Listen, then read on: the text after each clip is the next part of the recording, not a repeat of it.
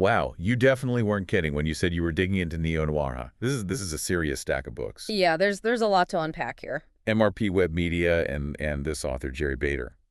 Over 20 potential films or series here. What is it about Bader's stuff specifically that caught your eye? It's tough to say exactly. I think it's how he takes classic film noir, post-WWII cynicism, those gritty urban settings, and makes it, well, modern, like he's updated it for right now. Oh, for sure. And he even says in his notes, today's issues mirror the noir era, making this the perfect time for a comeback. Exactly. Think about it. Political distrust, that gap between the haves and have-nots, even just this feeling of, like, global uncertainty, it all kind of echoes that post-war disillusionment. Yeah, I totally see that. It's like he's holding up a darkened mirror to today, reflecting our anxieties back at us. And he does it so well. Take The City Sleeps with One Eye Open, for instance. He dives into political corruption, but with this modern edge, It's like that classic cynicism, but with how technology just, like, amplifies those power dynamics. It gets messy really fast. And that's what makes it so gripping. And the range of stories you give us, espionage, organized crime, art theft, it's amazing. Mm. What is it about these themes, this like genre that really pulls you in? It's more than just exciting locations or the high stakes, though Bader definitely knows how to write those. It's how he connects those big, almost larger-than-life situations to really personal stories. You mentioned his writing style, right? What is it about the way he writes that sucks you in?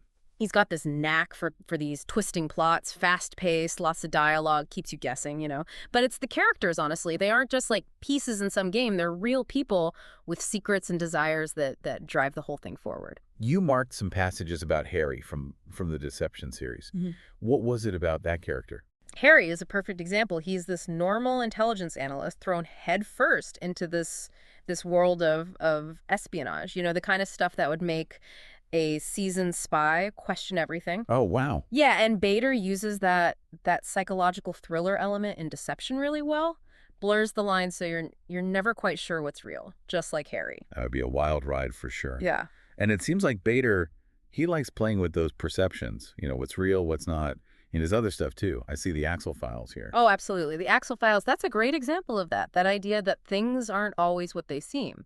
Axel Webb, the main character, he recovers lost and stolen things. Sounds simple. Right. But Bader takes these, what seem like open and shut cases, art theft, historical artifacts, and uses them to drag Axel into these situations with huge consequences. It's really clever. So each object, each case, it's like a doorway to something much bigger and kind of scarier. Yeah, exactly. You take the Axel Files, the disappeared Hanja Mazamuni, starts as just finding this missing katana, right? But then it becomes this huge thing about right-wing political movements, international intrigue. Wow. Or the Axel Files, the Blue Diamond affair, where a stolen diamond turns into this whole mess of international diplomacy and political maneuvering. You never know what you're going to get. He really knows how to take something ordinary and turn it into something with so many layers. Yeah.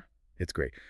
I've got to say, reading these synopses, it's like Bader's writing, it's like you can see the movie in your head already. Yeah, definitely. It's so visual, shadowy auction houses, chases through like exotic cities.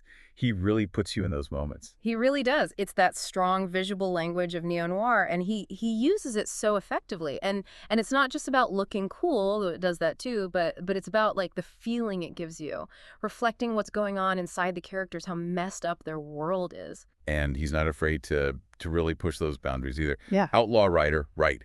A female jockey, organized crime, horse racing. It's ripped from the headlines, but with this whole noir spin. It's what makes him so good. He takes those classic tropes, right? The femme fatale, the corrupt underbelly of everything, and he flips it on its head. His female characters, they're often the ones in control, navigating those moral gray areas. And it's not something you see all the time in this genre, not like this. He's making us question things, not just the characters or why they do what they do, but the world itself, right? And that's got to be why neo-noir, it works so well today. Yeah. It's not just like an escape, it's processing everything we're dealing with right now. Absolutely. The world's, well, it's a lot, right? Information overload, you never know what's real anymore. And neo-noir, it gives you a way to look at all those anxieties, those moral gray areas, lets us examine that darker side of humanity.